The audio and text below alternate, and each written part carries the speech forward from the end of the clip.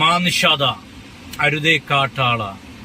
അതായത് ഇവിടെ കാട്ടാളിന് പകരം വന്നിരിക്കുന്നത് അളിയനാണ്. ആരുടെ അളിയൻ?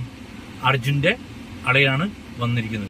ഒരു കാര്യം ഞാൻ പറയാം, ഇത്രമാത്രം അതമ്പതിച്ച ചെറ്റത്തരം കാണിച്ച ഒരു കുടുംബം, നന്ദിയില്ലാത്ത കുടുംബം ഈ കേരളക്കാരെ കാണത്തില്ല.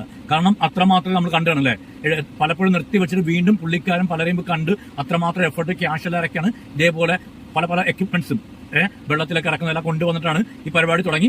അമ്മക്കോർത്ത വാക്കാണ് വീട്ടിലെത്തിക്കാം എന്നുള്ളത്. അപ്പൊ ആ പുള്ളിക്കാരൻ വാക്ക് പാടിച്ചു. മാത്രമല്ല ഇപ്പൊ യൂട്യൂബ് ചാനലിനെതിരെ, അതായത് അർജുന്റെ കുടുംബക്കാരനാണ്, ആ വാർത്താ സമ്മേളനം കൊണ്ട് മാത്രമാണ് 10.3 കിടന്ന ആ ഒരു ചാനൽ വെറും 33 ദിവസമുള്ളൂ, ഇപ്പൊ 91K ആയി.